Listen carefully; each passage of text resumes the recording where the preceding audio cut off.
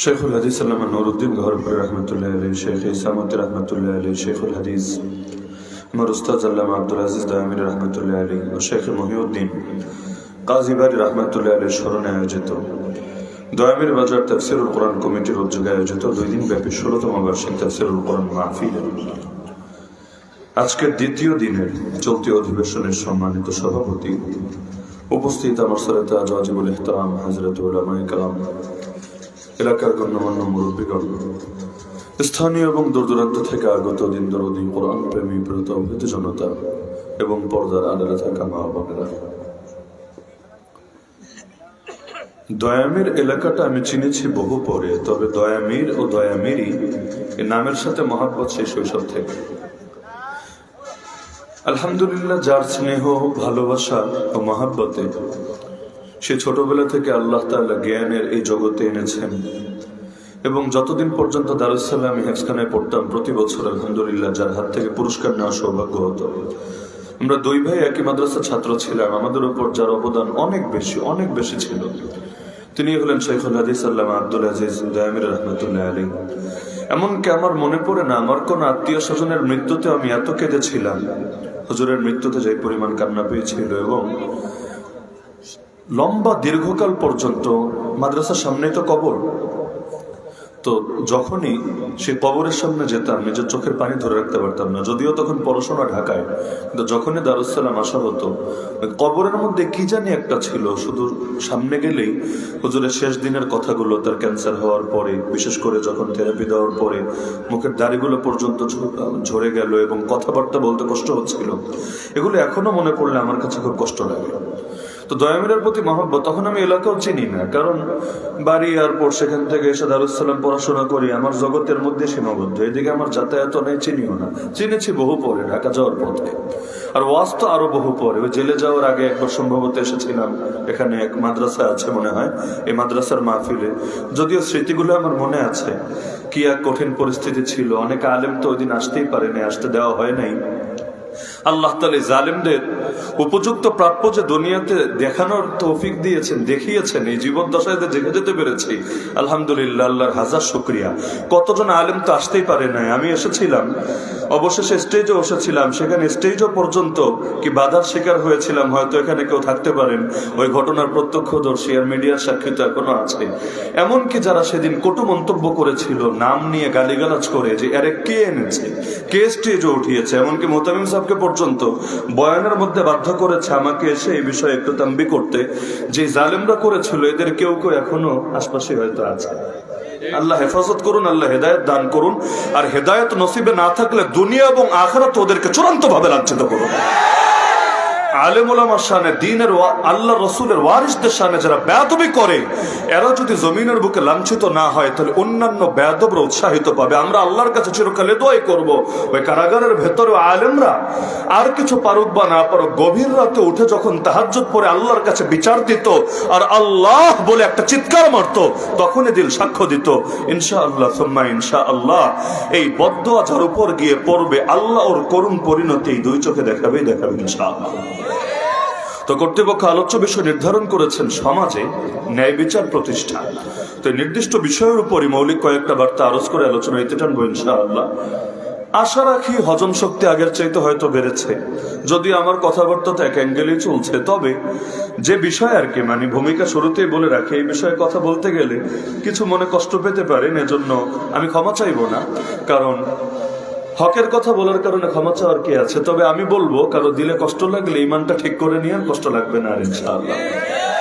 সমাজে ন্যায় বিচার প্রতিষ্ঠা বুঝতে চাইলে প্রথমে এই জিনিসটা মাথায় গেঁথে রাখা দরকার, ন্যায় কাকে বলে আর ন্যায় বিচার কাকে বলে। কারণ ন্যায় এবং অন্যায় জিনিসটা আপেক্ষিক মনে হয় অনেকের কাছে। আমার চোখে যেটা ন্যায় আপনার কাছে মনে হচ্ছে সেটা অন্যায়, আবার আপনার চোখে যেটা ন্যায় আমার কাছে মনে হচ্ছে সেটা অন্যায়। তাহলে ন্যায় আর অন্যায় বোঝার মানদণ্ড কি? নীতি আর দুর্নীতি চেনার আমাদের কাছে মানদণ্ড কি? কোনটা নৈতিকতা কোনটা অনৈতিকতা পার্থক্য করব কিভাবে? কোরআনের আরেকটা নামই আছে ফুরকান। কোরআনের প্রসিদ্ধ 5টা নাম আছে, এর মধ্যে একটা নাম হলো ফুরকান। ফুরকান শব্দের অর্থ হলো পার্থক্যকারী। ইয়ৌমুল ফুরকান বলা হয় বদর দিবসকে, অর্থাৎ পার্থক্যের দিবস। এই দিনটা এসে হক আর বাতিলের মধ্যে পার্থক্য করে দিয়েছিল।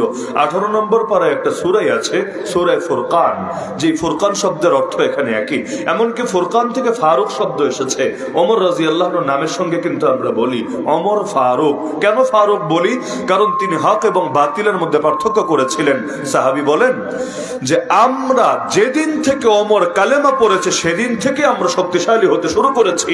কারণ ওমর কালেমা পড়েই যেদিন পড়েছে, কালেমা পড়ার আগে বের হয়েছিল নবীর কল্লা কাটবে বলে, যেই সাহস আবু জাহালও করে নাই, যেই কাজ করতে আবু লাহাবও বের হয় নাই, ওমর বের হয়েছে নবীর কল্লা কাটতে।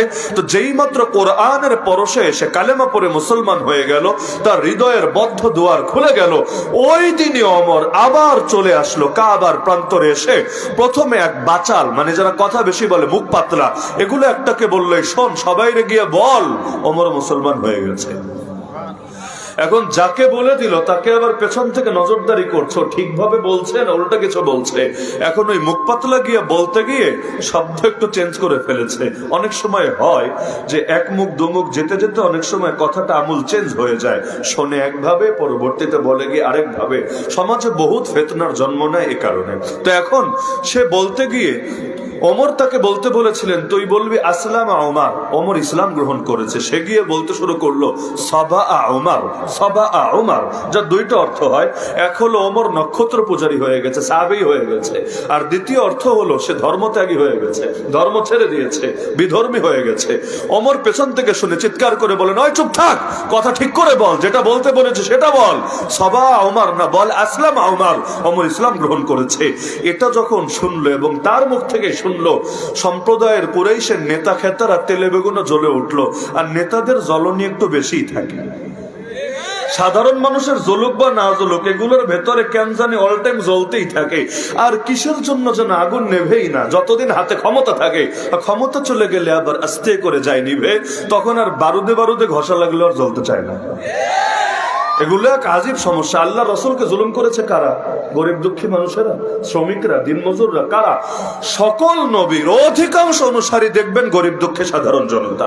আল্লাহ নবী দাওয়াত দিচ্ছেন, বেলাল এসে মুসলমান হয়ে যাচ্ছে, সুমাইয়া মুসলমান হচ্ছে, আম্মার মুসলমান হচ্ছে, ইয়াসির মুসলমান হচ্ছে, আর আবু লাহাব নবীর শানে বেয়াদবি করছে, আবু জাহাল নবীকে হত্যা করার ষড়যন্ত্র করছে। কি আজীব এক কথা!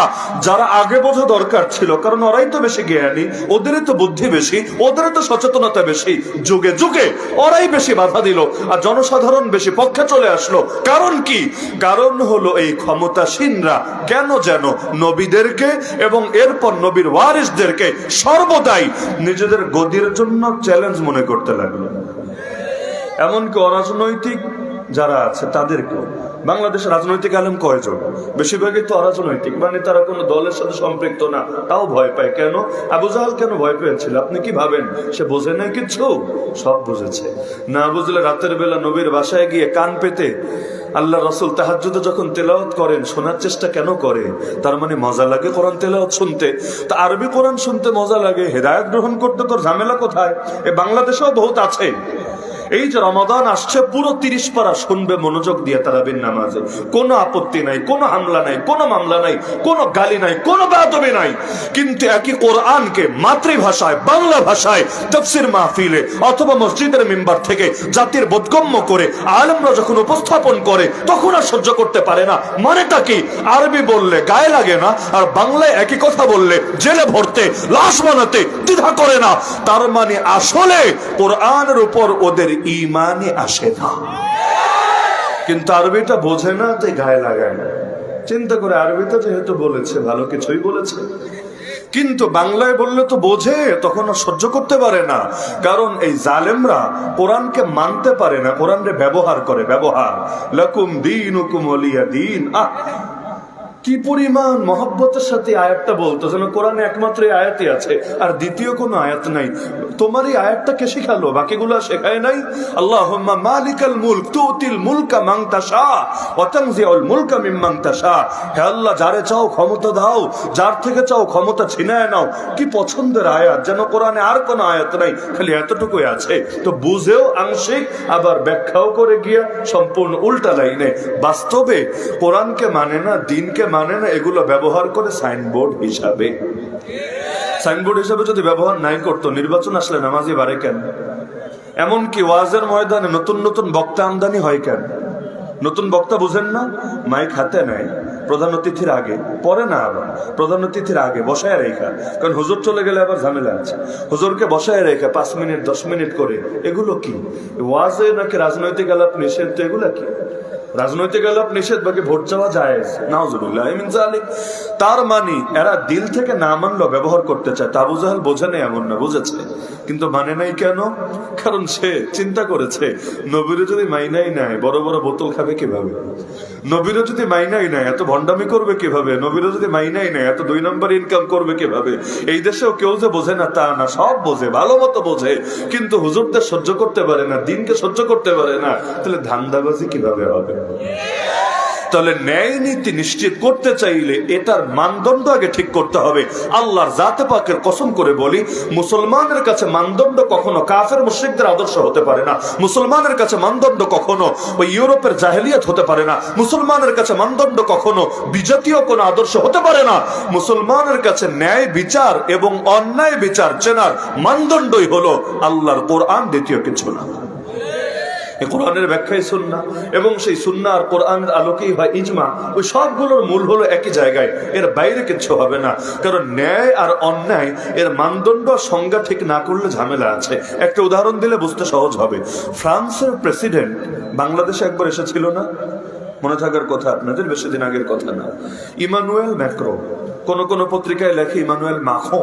তো মাখো হোক আর ম্যাক্রো হোক, যাই হোক, এই ভদ্রলোক যখন এসেছিল, মনে থাকার কথা, যাওয়ার আগে সবার সামনে নেত্রী সাহেবাকে ফ্লাইং কিস দিয়ে গিয়েছিল। এটা নিয়ে মিডিয়ায় প্রচুর আলাপ আলোচনা হয়েছিল। এটার ভিডিও এখনো সম্ভবত সার্চ করলে আপনারা 1 সেকেন্ডের মধ্যে বের করতে পারবেন। এই কাজটা যে করেছিল, এই দেশের কেউ কি ভালো বলেছিল? আপনাদের কি মনে হয় একজনও ভালো বলেছিল? নাস্তিকরাও ভালো বলে নাই, সেকুলাররাও ভালো বলে নাই। ওরাও বলেছে এটা এক ধরনের সাংস্কৃতিক আগ্রাসন হয়ে গেল। ও ওর দেশের সংস্কৃতি এই জাতির উপর কেন চাপাতে আসলো? কারণ এই দেশে, ওর দেশে এটা স্বাভাবিক, সন্দেহ নাই। ফ্লাইং কেন, ডাইরেক্টটাও স্বাভাবিক। খালি ওই ডাইরেক্ট কেন, এর চাইতে আরো বড় কিছুও স্বাভাবিক। কিন্তু এই দেশ অস্বাভাবিক, তাও আবার নিজের চাইতে অধিক বয়স্কা।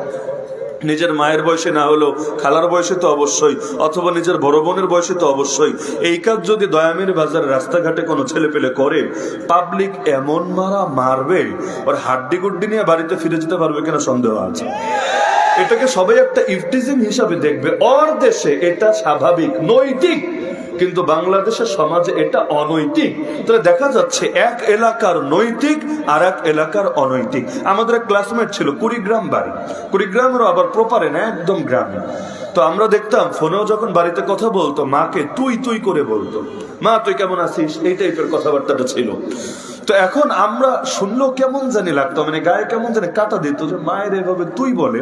তো পরবর্তীতে বুঝলাম না, আসলে আমাদের আপনি শব্দে যে মহব্বত আছে, তার তুই শব্দের মধ্যে মহব্বতের চাইতে বেশি আছে। তার এলাকার সিস্টেমই এটা। সেখানে ওই আপনি বলতে শব্দটা ব্যবহারই তারা করে না, করেই ওইটা। ওই বরিশাল এলাকায়, বরিশালে যদি কেউ কখনো যাতায়াত হয় তাহলে আইডিয়া থাকবে, সেখানে নিজের মাকে পর্যন্ত ও যখন কথাবার্তা বলে ডাক টাক দেয়, মাঝে মাঝে এমন একটা শব্দ বলে ডাক দেয়, ওইটা একটা এই টাইপের একটা নুডলসের নাম আছে বা বিভিন্ন জিনিস আছে, শব্দটার মধ্যে মা আছে, পরে আর একটা শব্দ আছে, এটা আমার আসলে এখানে উচ্চারণ করা সম্ভব না। তো যাই হোক, ওইটা বলে ডাক দেয়। অথচ ওই জিনিস বলে সিলেটে যদি কেউ কাউকে ডাক দেয়, কোনো মহিলাকে, তো সে বলবে আমারে বেশ্যা বলেছে, ভ্যা বলেছে, পতিতা বলেছে, ছি, এত খারাপ একটা গালি দিয়েছে। এমনকি কেউ যদি বরিশালে গিয়ে একটা বিয়ে করে মেয়ে নিয়ে আসে, আর যদি সে স্বাভাবিক কথাই শাশুড়ি হঠাৎ করে ওই মা বইলা ওই নুডলসের শব্দটা বইলা দেয়, হঠাৎ করে মহব্বতের স্বার্থেই বলবে, তার কাছে এটা বলি, গালি না, তার এলাকায় স্বাভাবিক। কিন্তু এখানে যদি বলে, এমন দৌড়ানি খাবে, ওই দিন আর বরিশাল আবার ফিরে যাওয়া লাগবে। তো তাহলে দেখা যাচ্ছে যে কথাবার্তা, আচার আচরণ সব ক্ষেত্রে একটা মানদণ্ড যদি না মানেন আপনি, তাহলে কোনটারে আপনি ফিল্টার করবেন, কোন নজরে করবেন, ঝামেলা আছে। তো আমরা যারা কালেমা পড়েছি লা ইলাহা ইল্লাল্লাহ মুহাম্মাদুর রাসূলুল্লাহ, আমরা সকলে মেনে নিয়েছি যে আমাদের মানদণ্ড হলো আল্লাহ এবং রাসূলের মানদণ্ড, এর বাইরে অন্য কোনো মানদণ্ড আমরা মানি না। লা ইলাহা ইল্লাল্লাহ মানেই হলো লা ইলাহা অর্থ নেই কোনো মাবুদ, দেয়ার ইজ নো গড, একজনও নাই, কেউ নাই, একদম ঢালাওভাবে বলে দিচ্ছে। তারপর গিয়ে বলছে ইল্লাল্লাহ, বাট আল্লাহ, সিরফ আল্লাহ, কেবল আল্লাহ, শুধু আল্লাহ। প্রথমে বলে দিচ্ছে নেই কোন মাবুদ, তবে আছেন একমাত্র আল্লাহ। তার মানে কি, একদিকে আল্লাহরও মেনে নিচ্ছে, আর একদিকে বাকি সবাইরা লাল কার্ড দেখায় দিচ্ছে, আল্লাহ ছাড়া দ্বিতীয় কাউকে মানছে না। তার মানে এই বাক্য থেকে স্পষ্ট, আমি এটাই বুঝি, আপনাদের কারো দ্বিমত থাকলে আমাকে বলে দিয়েন, আমি এটাই বুঝি যে লা ইলাহা ইল্লাল্লাহ মানে এটা, জীবনের সব ক্ষেত্রে আমার মাবুদ, আমার রব, আমার খোদা একমাত্র আল্লাহ। আমার নামাজের রব যিনি, আমার রাজনীতির রব তিনি, আমার যাকাতের রব যিনি, আমার পার্লামেন্টের রব তিনি, আমার হজের রব যিনি, আমার কোর্ট কাচারের রব তিনি, আমার যাকাতের রব যিনি, আমার অর্থনীতির রব তিনি, আমার কোরবানির রব যিনি, আরে আমার পার্লামেন্টের রব তিনি, আমার ব্যক্তিগত আমলের রব যিনি, রাষ্ট্র পরিচালনা এবং প্রতিটা সেক্টরের রব একমাত্র তিনি। কারণ না হলে তো বহু খোদা চলে আসবে, এক থাকবে না। সে তো একত্বের কথা বলছে, লা ইলাহা, নেই কোনো মাবুদ, একটারও মানি না, ইল্লাল্লাহ, কেবল আল্লাহকে মানি। এক ক্ষেত্রে না সব ক্ষেত্রে? এক ক্ষেত্রে যদি মানে তাহলে মুসলমান বলে না, তাহলে আবু জাহালও মুসলমান বলতে হবে, কারণ আবু জাহাল নাস্তিক ছিল না, আবু লাহাব নাস্তিক ছিল না। নাস্তিক হলে আমরা মক্কার মুশরিক বলতাম না, নাস্তিকই বলতাম। মুশরিক ভিন্ন জিনিস, নাস্তিক ভিন্ন জিনিস। নাস্তিক মানে আল্লাহর অস্তিত্ব স্বীকার করে না, আর মুশরিক মানে আল্লাহর অস্তিত্ব স্বীকার করে, তবে সঙ্গে আবার অনেক অংশীদার বানায় ফেলে। এক আল্লাহ সন্তুষ্ট থাকতে পারে না, 2, 3, 4, যেমন খ্রিস্টানরা ট্রিনিটি, ত্রিত্ববাদে বিশ্বাসী, আবার কোন কোন ধর্মের লোক 33 কোটি দেবতায় বিশ্বাসী। বাড়াতে বাড়াতে কেউ কম বাড়ায়, কেউ বাড়ায়, অনেক বাড়ায়। কিন্তু ইসলামের কথা হলো কুল হুয়াল্লাহু আহাদ। ওই বেলালকে যখন মারা হচ্ছিল, বেলাল হাবশী রাদিয়াল্লাহু আনহু নতুন মুসলমান, এখনো তো তিনি অত কিছু শেখেনও নাই, নতুন মুসলমান। তো একদিকে মারে আর বলে বেলাল তুই আল্লাহকে ভুলে যা, মোহাম্মদকে ত্যাগ কর। আর বেলাল অত কিছু পারে না, কিন্তু যেটা পারে সেটাই শুধু বলে, আঙ্গুলটা উঁচিয়ে আহাদ আহাদ আহাদ আহাদ আহাদ। আহাদ মানে এক, আমার আল্লাহ এক, আল্লাহকে এক হিসাবেই মানি, আল্লাহর সঙ্গে কাউকে শরীক করি না, করার প্রশ্ন আসে না। জীবনের সব ক্ষেত্রে যে আল্লাহকে মানতে রাজি থাকে তাকে ইমানদার বলে। আর যে আংশিক ক্ষেত্রে আল্লাহকে মানে আর কিছু ক্ষেত্রে অন্যকে মানে, মসজিদে আসলে আল্লাহ, মাদ্রাসায় আসলে আল্লাহ, মাহফিলে আসলে আল্লাহ, খানকায় আসলে আল্লাহ, পীরের কাছে গেলে আল্লাহ, তবলিগে গেলে আল্লাহ, মার্কাজে গেলে আল্লাহ, কিন্তু রাজনীতিতে গেলে অন্য কিছু, অর্থনীতিতে গেলে অন্য কিছু, বিচারাচারে গেলে অন্য কিছু, আইন আদালতে গেলে অন্য কিছু, সংবিধান লিখতে বসলে অন্য কিছু, সভ্যতায় অন্য কিছু, সংস্কৃতিতে অন্য কিছু। এমন কেউ যদি থাকে, তার ইমানদার বললে ঈমান শব্দের অপমান হবে। শব্দের মর্যাদা গুরুত্বপূর্ণ বিষয়। আবু জাহাল অর্থ মহামূর্খ। আল্লাহ নবীর বয়স 40 হওয়ার আগে কেউ ওরে জীবনে আবু জাহাল বলেনি, কেউ না। সবাই বলতো আবুল হাকাম। কে বলতো? আবুল হাকাম। আবুল হাকাম মানে মহা জ্ঞানী, আর আবু জাহাল মানে মহামূর্খ। তাহলে পুরাই উল্টা। তাহলে মহাজ্ঞানীকে হঠাৎ করে মহামূর্খ কেন বললো? ইসলাম তো গালি শেখায় না, ইসলাম তো ব্যঙ্গ বিদ্রুপ শেখায় না, তাহলে শব্দ কেন চেঞ্জ করে দিল? কারণ আমার রসুল আমারে বোঝাই দিয়া গেল, যে জ্ঞান দিয়ে আল্লাহ চেনে না ওই জ্ঞানকে ইসলাম কোনো জ্ঞানই মনে করে না। নেমক হারামের সর্বোচ্চ স্তর হলো যার খায় যার পরে তারই চিনল না, তার সঙ্গে আরো শরিক করে ফেলে। ওইটারে জ্ঞানী বললে জ্ঞানের অপমান হবে। আর রহমান আল্লামাল কোরআন খালাকাল ইনসান, রহমান আল্লাহ শিখিয়েছেন কোরআন, সৃষ্টি করেছেন ইনসান। আগে কোরআনের শিক্ষার কথা, পরে মানুষ সৃষ্টির কথা। অথচ সৃষ্টির আগে শেখা যায় না, আগে তো সৃষ্টি, পরে না শিক্ষা। সৃষ্টির আগে আবার শিক্ষা আছে কিভাবে? কিন্তু আল্লাহ এভাবে উল্টা করে বলে আমাদেরকে বুঝায় দিলেন যে মানব জীবনের, মানব জন্মের পূর্ণতা পাবে সহি শিক্ষা পেলে, সহি জ্ঞান পেলে। সহি জ্ঞান যদি না পায়, তখন মানুষ ধীরে ধীরে অমানুষ হয়ে যায়। তাহলে এ কারণে ইমানদার মানে তো আল্লাহর একত্বে বিশ্বাসী, এটাই তো। যে বহুত্বে বিশ্বাসী, বহুত্বের কথা যে বলে তার ইমানদার কোশ্চিন কালেও বলে না। তো একদিকে আল্লাহর সব জায়গায় এক না মানলে ইমানদার বলে না, আর যদি এমন হয় আল্লাহর কথা সব জায়গায় বললেই আর সহ্য হয় না, ভেতরে জ্বলে আর জ্বলে, তখন জঙ্গিবাদের গন্ধ খোঁজে। কিছু লোকের কানে এমন সমস্যা, আপনি শব্দ বলবেন একটা, ও কানে শুনবে আর একটা। অনেকের কানে মেশিন লাগানো আছে। ওই যে এখন এমন এমন নতুন প্রযুক্তি বের হয়েছে, আপনি কানে যদি একটা মেশিন লাগান, আমি কথা বলবো বাংলায়, আপনি শুনবেন ইংলিশে, অটো ট্রান্সলেশন হবে। এটা এই যোগ্যতা আছে মেশিনটার ভেতরে। এগুলো বড় বড় ব্যক্তিরাও পৃথিবীতে অনেক সময় কথার প্রয়োজনে ব্যবহার করে। এই বাংলাদেশে কিছু দলান্ধ এমন হয়ে গেছে, ওদের কানে মেশিন আছে, আপনি শব্দ বলবেন একটা, ওরা শুনবে আর একটা। আপনি বলবেন আল জিহাদ, ওরা শুনবে আল জঙ্গিবাদ। আপনি বলবেন কই বললাম জঙ্গিবাদ, বলবে না ওই একই, লাওয়ার কদই। আরে একই ভাবে ইসলাম এসেছে আবু জাহালদের সন্ত্রাস আর জঙ্গিবাদ দমনের জন্য, নাকি? জিহাদ তো পবিত্র একটা শব্দ, আমরা তো যুদ্ধ বলি না, জিহাদ বলি। কেন? কারণ ধর্মীয় শব্দ ধর্মীয় শব্দই, ধর্মীয় শব্দের বিকল্প হয় না। ক্রুসেড, ক্রুসেডই খ্রিস্টান ক্রুসেড বলে, ওইটাতে যুদ্ধ বললেও শব্দের মর্যাদা থাকে না। জিহাদ তো একটা পবিত্র ইবাদত, আর যুদ্ধ কথাটা অস্পষ্ট, ভালো হতে পারে মন্দ হতে পারে, ন্যায়ের পক্ষেও হতে পারে অন্যায়ের পক্ষেও হতে পারে। আমেরিকাও যুদ্ধ করে, আবার যার সঙ্গে লাগায় সেও যুদ্ধ করে। যুদ্ধ তো উভয় জায়গায় ব্যবহার হয়। তো জিহাদ তো পবিত্র শব্দ, জিহাদ তো ধর্মীয় শব্দ। কারো যদি এমন হয় সালাত শুনলে চুলকায় না, যাকাত শুনলে চুলকায় না, হজ শুনলে চুলকায় না, জিহাদ শুনলে চুলকানি আর থামে না, তাহলে ওরে মুসলমান বললে ইসলামের অপমান ছাড়া কিচ্ছু হবে না। তাহলে যারা কালেমা পড়েছে সবাই মানবে ন্যায় বিচারের মানদণ্ড আল্লাহর বিচার, আল্লাহ রসুলের বিচার। এজন্য কোরআনে সূরা মাইদা সম্ভবত আয়াত নম্বর 52 আল্লাহ নিজে প্রশ্ন ছুড়েছেন, আফা হুকমাল জাহিলিয়াতি ইয়াবগুন, বান্দারা কি জাহেলিয়াতের বিচার চায়? ওয়ামান আহসানু মিনাল্লাহি হুকমান লিকাওমি ইউকিনুন, বিশ্বাসী সম্প্রদায়ের জন্য আল্লাহর চাইতে উত্তম বিচারক আর কে হয়? আল্লাহ প্রশ্ন করছেন, আল্লাহর চাইতে উত্তম বিচারক আর কে হয়? আর আল্লাহ যদি বিচারক হয়, বান্দাটা আল্লাহটা বাদ দিয়ে বান্দা ভিন্নটা কোন দুঃখে চায়, কেন চায়? তাহলে ন্যায় বিচার মানেই আল্লাহর বিচার, ন্যায় বিচার মানেই রাসূলের বিচার, ন্যায় বিচার মানেই ইসলামের বিচার। আমরা প্রকাশ্যে চ্যালেঞ্জ দিতে পারি, পৃথিবীতে বিগত ১৫০০ বছর এবং আগামী যত পৃথিবীর বয়স বাকি আছে, ইসলামের চাইতে অধিক উত্তম, অধিক ন্যায়, অধিক বাস্তবসম্মত বিচার কেউ কোনোদিন এনে দেখাতে পারে নাই, আজও পারছে না, কিয়ামত পর্যন্ত পারবেও না।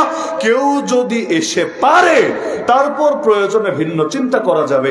এর আগে উত্তমটা থাকতে অধমটা নেব কোন দুঃখে? আগে তো নীতিগত সিদ্ধান্ত হবে, তারপর না প্রয়োগের কথা হবে। তাহলে আল্লাহটা নীতিগতভাবে সবচাইতে উত্তম, আমরা দাবি করছি, চ্যালেঞ্জ করছি, পারলে কেউ প্রমাণ করুক না আল্লাহটা উত্তম না, আল্লাহটা এই সমস্যা, এই খুঁত, এই ত্রুটি, সুতরাং আল্লাহটা বাদ দিয়ে ব্রিটিশেরটা নিতে হবে, আল্লাহটা বাদ দিয়ে মার্কিনেরটা নিতে হবে, আল্লাহটা বাদ দিয়ে রয়েরটা নিতে হবে, আল্লাহটা বাদ দিয়ে শেয়ারটা নিতে হবে। আর যদি প্রমাণ করতে না পারে, তাহলে আলো থাকতে অন্ধকার নেব কোন দুঃখে? কোনো কারণ আছে? তাহলে ন্যায় বিচার মানে ইসলামী বিচার, সমার্থক। এটার সাথে কারো দ্বিমত আছে? ন্যায় বিচার মানে কোরআনের বিচার, ন্যায় বিচার মানে সুন্নাহর বিচার। কারণ এরকম বিচার কই পাবেন আপনি? আল্লাহ রাসূল বলেন, মুহাম্মাদের কন্যা ফাতেমা যদি চুরি করে, আমি নিজে তার হাত কেটে দেব। লাউ আন্না ফাতিমাতা বিনতা মুহাম্মাদিন সারাকাত লাকাতাতু ইয়াদাহা, যেখানে আমি আমার কন্যারই হাত কাটতে প্রস্তুত, আর সেখানে আরেক নারী, মাখজুমি গোত্রের এক নারীর বেলায় সুপারিশ করতে এসেছো উসামা, যে সাহাবী গিয়েছিলেন তার নাম উসামা বিন যায়েদ, তুমি তার বেলায় সুপারিশ করতে এসেছো, এত বড় সাহস! তোমাদের পূর্বের জাতিগুলো কেন ধ্বংস হয়েছে জানো? ওদের মধ্যে যখন সম্ভ্রান্ত ব্যক্তি চুরি করত, হাত কাটতো না, কিন্তু যখন অন্য কেউ, সাধারণ কেউ চুরি করতো, হাত ঠিকই কেটে দিত। যেমন এখন দলীয় লোক চুরি না, যদি ৭ খুন করে তো মাথায় তুলে নাচে, আর অন্য দলের লোকের পান থেকে চুন খসলেও একেবারে গলায় চেপে ধরে। তো নবী বলেন, অতীতের জাতিগুলোর উপরে গজব পড়েছে আল্লাহর, এ কারণে ওরা বৈষম্য করত, বিচারের ক্ষেত্রে সাম্য করত না। এজন্য তিনি বলে দিলেন, খবরদার, আল্লাহর বিচারের ব্যাপারে কোন সুপারিশ চলবে না। কারণ আমার মেয়েও যদি চুরি করে, আমি সুপারিশ করব না, নিজে গিয়ে তার হাত কেটে দেব। এমনকি আমিরুল মুমিনিন ওমর রাদিয়াল্লাহু আনহু জামানায় এক লোক সর্দার তওয়াফ করছে আল্লাহর ঘর। হঠাৎ করে তওয়াফে তো ভিড়াভিড়ি থেকে স্বাভাবিক ব্যাপার, পেছন থেকে যে তওয়াফ করছিল ওই সাহাবীর পা পড়ে গেল তার কাপড়ের উপর, কাপড়ে টান লাগলো, চাদরে টান লাগলো। তো এত বড় বস, তার চাদরে টান লেগেছে এক সাধারণ ফকিন্নের পুতে, মেজাজ যা হওয়ার তাই হলো, টেম্পারেচার হট হয়ে গেল। ঘুরে জোরে এক চর মারলো, এমন জোরে চর আর দাঁতই শেষ একটা। এখন বিচার নিবে কার কাছে? এই দেশ হলে তো এলিটদের বিরুদ্ধে বিচার নিতে গেলেও ঝামেলা, মামলা করলে ঘরেই থাকতে পারলো না। মামলা যদি করেন ঘরে এলাকায় দয়ামির কেন ওসমানীনগরে ঢুকতে পারবেন, এমন একটা অবস্থা। কিন্তু ওই জামানত এমন ছিল না, যে কেউ গিয়ে বাদশার সাথে কথা বলতে পারতো। ডাইরেক্ট চলে গেল আমিরুল মুমিনিন ওমর রাদিয়াল্লাহুর কাছে। এখন দুনিয়া আমাদের শেখায় গণতন্ত্র নাকি বাক স্বাধীনতা দেয়, কথা বলার স্বাধীনতা দেয়। কথা বলার স্বাধীনতা কিভাবে দেয়, কারে দেয়, কই দেয়, এটা আমাদের চাইতে কে ভালো জানে। আমরা যারা অল টাইম কথাই বলি, কথার স্বাধীনতা গণতন্ত্র কি দেয় না দেয় আমাদের চাইতে কে ভালো জানে। না এই দেশে না আমেরিকায় আল্লাহর কথা বলতে গেলে সব জায়গায় চেপে ধরতে চায়, সব জায়গায় চেপে ধরতে চায়, ফিল্টার করে করে বলতে হয়। অথচ ওমরের সামনে সাধারণ বেদুইন পর্যন্ত দাঁড়িয়ে যেতে পারত। ইয়া আমিরুল মুমিনিন, আমার প্রশ্ন আছে, আমার প্রশ্নের জবাব দিতে হবে। যতক্ষণ দেবেন না আপনাকে জুমার খুতবা দিতে দেব না। তিনি খুতবা দিতে দাঁড়িয়েছেন, ওই অবস্থায় বাধা দিচ্ছে। কারণ আপনি যদি আমার কথার জবাব না দেন, কিসের খুতবা? আপনার কোনো খুতবা শোনার রুচি আমাদের আসবে না। তিনি বলেন কি বলবা, বলে ফেলো। অন্য লোকেরা ভয় পাচ্ছে, প্রশ্ন করছে গ্রাম্য বেদুইন, তো গ্রামের মানুষ তো যেমন হয় তেমনই সাদা সিধা, অত মায়ের কাজ বোঝেও না, কিন্তু অন্যরা ভয় পাচ্ছে। ওমর যদি রাগ করে তাহলে কল্লা তো আর থাকবে না, এক কোপ দিয়ে কল্লা আলাদা করে দেবে। ওমর রাদিয়াল্লাহু ঠান্ডা মাথায় বলছেন কি বলবা বলো। সে বলছে আমার প্রশ্ন হলো, প্রশ্ন কি আজীব প্রশ্ন, আমার প্রশ্ন হলো আমাদের সবাইকে বাইতুল মাল থেকে অর্থাৎ রাষ্ট্রীয় কোষাগার থেকে মাত্র একটা করে চাদর দিয়েছেন, আপনার গায়ে 2টা চাদর দেখা যাচ্ছে। ওই যুগে তো এরকম সেলাইওয়ালা কাপড় কমে ছিল। ওই হাজিরা যেমন কাপড় পরে দেখেন না, সেলাই ছাড়া একটা উপরে পেঁচায় না, একটা নিচে পেঁচায় না কাপড়। তো ওই সময় দেখা যেত ওই বাদশাও অনেক সময় এই টাইপের কাপড় পরতো। কাপড়ের কি পরিমাণ ক্রাইসিস ছিল চিন্তা করেন আপনি। ওই মক্কার কুরাইশরা যখন হজ করতো, আল্লাহর ঘর তওয়াফ করত, তো খুব অল্প লোকেরই এমন সামর্থ্য হতো যারা নতুন কাপড় কিনে নতুন কাপড় পরে তারপর তওয়াফ করতো, আর বাকিরা কি করতো, ল্যাংড়া হয়ে তওয়াফ করতো। চিন্তা করতে এই কাপড় পরে, স্বাভাবিক কাপড় পরে কত পাপ করেছি, এখন এটা পরে যদি আল্লাহর ঘর তওয়াফ করি কেমন কেমন হয়ে যায় না? কারণ গুনাহের ময়লা লেগে আছে, চামড়ায় যে ময়লা লেগে আছে, শরীরে যে লেগে আছে, দিলে লেগে আছে, এটা নিয়ে সমস্যা না। সমস্যা হলে কাপড়ে যেহেতু লেগে আছে, সুতরাং আল্লাহরে আর এই কাপড় দেখাবো না, ভিতরেরটা দেখা দেবো, ব্যাস। এখন একেবারে ল্যাংটা হয়ে, তাও আবার এতটুকু রুচি ছিল অবশ্য, এই জাতির চাইতে এতটুকু ভদ্র ছিল। পুরুষেরা করতো দিনের বেলায়, মহিলারা করতো রাতের অন্ধকার। আর ওই যুগের আত্মানিত কঠিন অন্ধকার, এই লাইট টাইট কোনো ব্যবস্থা নেই, ফুল অন্ধকার। কেন? কারণ নারীরাও, তারা কবিতাও পাওয়া যায় সে জাহেলি যুগের কবিতার ভেতরে, যে আমরা জামা খুলেছি আল্লাহকে খুশি করার জন্য, কোনো পরপুরুষকে দেখানোর জন্য না। এই কারণে এতটুকু স্বাধীনতা ছিল যে কাপড় খুলছে কিন্তু কোনো পরপুরুষ যাতে দেখতে না পারে, এজন্য নারীরা আলাদা টাইমে, পুরুষরা আলাদা টাইমে। তাহলে এই ঘটনা থেকে কি এটা বোঝা যায় না যে ওই জামানায় পোশাকের বেশ সংকট ছিল?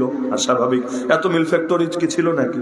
এই সুই সুতা দর্জি এত কিছু, এত ব্যাপকতা এগুলো ছিল না, কাপড়ের সংকট।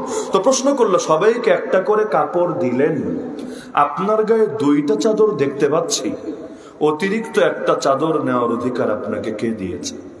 এই প্রশ্ন বাংলাদেশে তোলেন। আমাদের জীবনমান আর আপনাদের জীবনমান, আপনারা নাকি আমাদের সেবক, আমাদের প্রতিনিধি, আপনাদের হাতের ঘড়ি, আপনাদের শাড়ি, আপনাদের জামা, এগুলোর দাম আর আমাদের দাম। আমরা রাস্তায় যানজটে পড়ে থাকবো, আমাদের অসুস্থ রোগীর অ্যাম্বুলেন্সে কাতরাতে কাতরাতে মরবে, আর আপনারা ভিআইপি ভাবে যাওয়ার আগে আধা ঘন্টা রাস্তা বন্ধ, যাওয়ার পরে 10 মিনিট রাস্তা বন্ধ, আপনারা চলে যাবেন।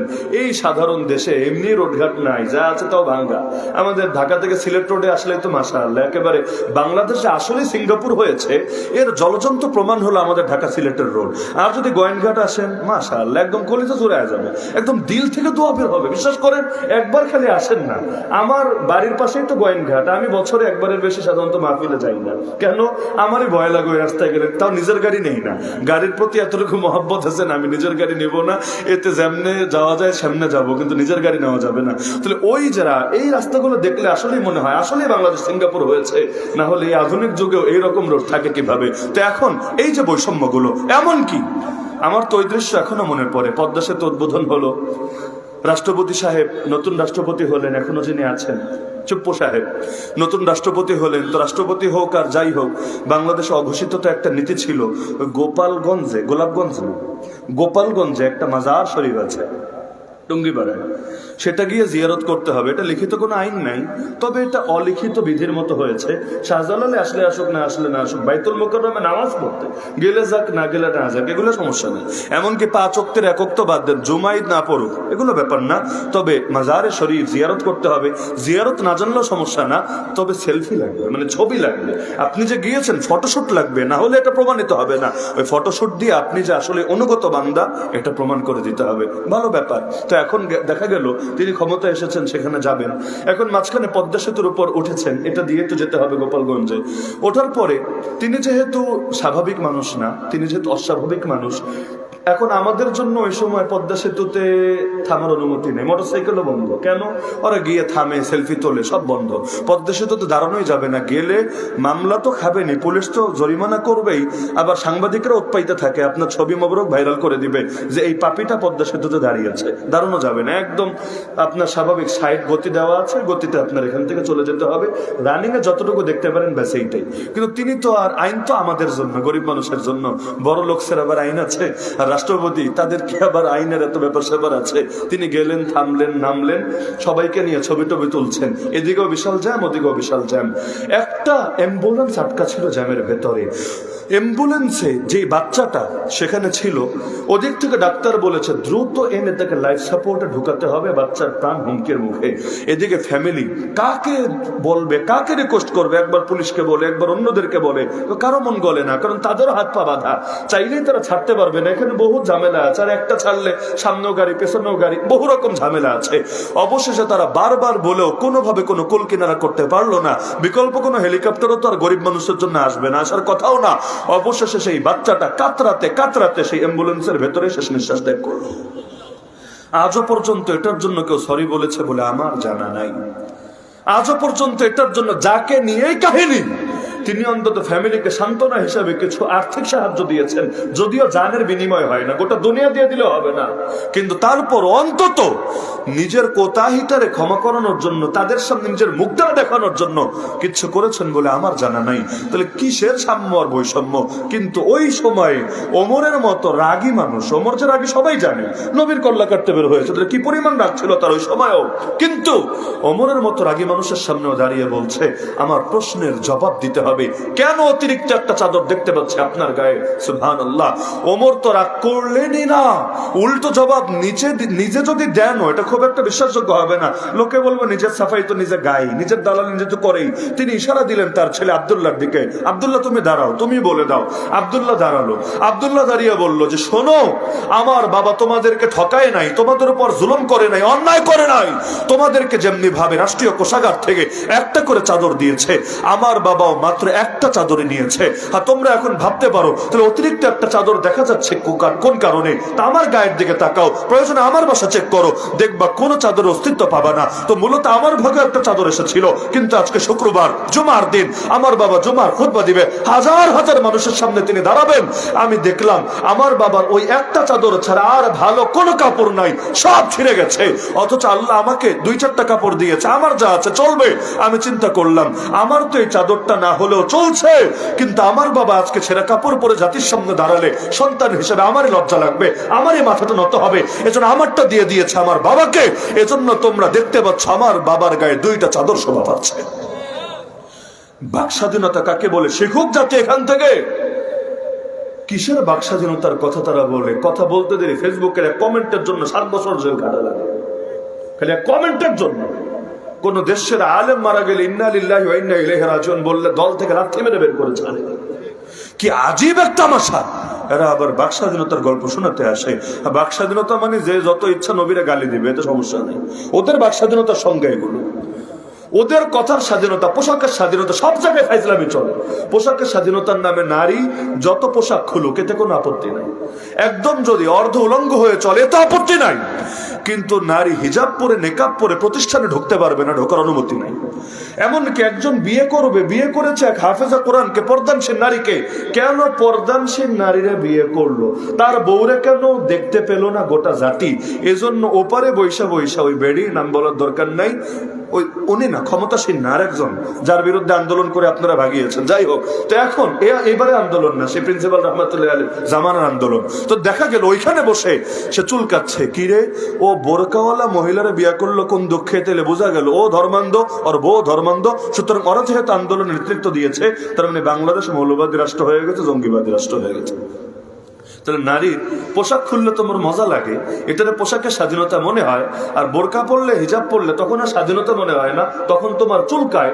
আসলে তোমরা নারী জাতিরও বন্ধু না, তোমরা হলা ইবলিসের চামচা ছাড়া কিচ্ছু না।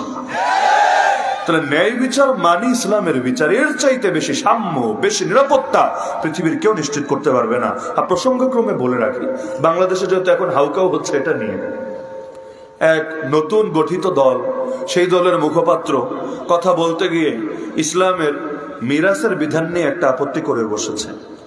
সেই পাকিস্তান আমলে প্রণীত মুসলিম ফ্যামিলি ল, এটার প্রসঙ্গ টেনে একদম আপত্তি করে দিয়েছে ইসলামের গোড়ায়। সেটা কি? বাপ মারা গেলে যদি এক ছেলে রেখে যায়, এক মেয়ে রেখে যায়, আপনারা সবাই জানেন ছেলে আর মেয়ে সমান পায় না। ছেলে পাবে 2/3, মেয়ে পাবে 1/3, মানে 3 ভাগ কইরা 2 ভাগ দিবেন ছেলেরে, 1 ভাগ দিবেন মেয়েরে। তো এখন এটা নিয়ে তার চরম আপত্তি। আপত্তিটা কেন? যে বাংলাদেশে যেহেতু বৈষম্যের বিরুদ্ধে আন্দোলন হয়েছে, এই বৈষম্য দূর করতে হবে। নাউযুবিল্লাহ মিন যালিক। বৈষম্য দূর করতে হবে মানে আল্লাহর আইন পাল্টায় দিয়া নতুন করে নারী বান্ধব আইন বানাতে হবে। অথচ একটু কমন সেন্স থাকলে বুঝে আসতো, কমন সেন্স থাকলে বুঝে আসতো, একদম ধার্মিক লোক হওয়া লাগবে না, যে হিসাব যখন করতে হয় তখন শুধু আয় দেখে হিসাব করলে হয় না, আয় প্লাস ব্যয় উভয়টাকে সামনে রেখে হিসাব টানতে হয়। শুধু আয় দিয়ে হিসাব হয় না। আরে দুইটা লোকরে আমি যদি সমান আয়ের ব্যবস্থা করে দেই, তবুও হতে পারে তাদের উপর ইনসাফ হবে না। কেন? মনে করেন একটা ছেলে বাপের হোটেলে খায়, মায়ের হোটেলে ঘুমায়, গ্রাজুয়েশন কমপ্লিট করেছে, আবার পরিবারের অনেকে বিদেশে, এক ভাই কানাডা, এক ভাই ইউকে, এক ভাই আমেরিকা, সেও বিদেশ যাবে, চেষ্টায় আছে। এখন বেকার থাকলে তো একটা লজ্জা, এটা একটা সামাজিকভাবে একটা লজ্জার বিষয়। যদিও বাংলাদেশে 40 লাখের বেশি শিক্ষিত গ্রাজুয়েশন কমপ্লিট করা ছেলে মেয়ে এখনো বেকার হিসাবে আছে। তো এখন সে চিন্তা করলো আপাতত বিদেশ যাওয়ার আগে কোনো এক প্রতিষ্ঠানে ঢুকি, কোথাও জব করি। সে এক জায়গায় ঢুকলো, তারা ধরেন 5,000 টাকা দেওয়া হলো মাসিক বেতন। যদিও 5,000 টাকা কিছু না, কিন্তু ওর জন্য এটা ফাও, কারণ ওর ডেইলি 5,000-এর উপর পকেট খরচে আছে, ও আরো প্রতিষ্ঠানটা দিতে পারবে, ওর এই টাকারও দরকার নেই। এটা জাস্ট একটা পরিচয় লাগে, সেই হিসাবে চাকরিতে এসেছে। আর আরেকজন, তার বাসায় বেশি না, মাত্র 10টা বা 12টা বাচ্চা আছে। আবার চিন্তায় পড়বেন, আল্লাহ এত বাচ্চা কেমনে থাকে?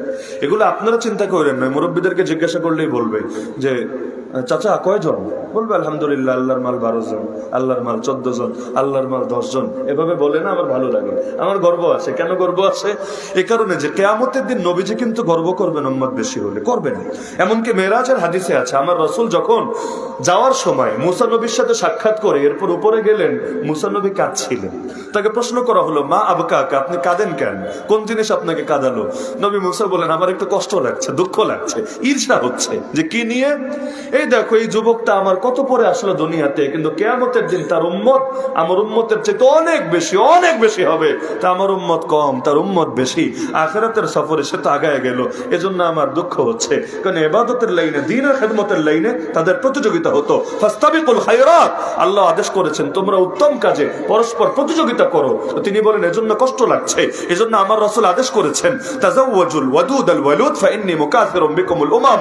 বিয়ে করলো এমন নারীকে বিয়ে করবা যে অধিক বাচ্চা জন্ম দিতে পারে এবং স্বামীকে অধিক ভালোবাসে। কেন?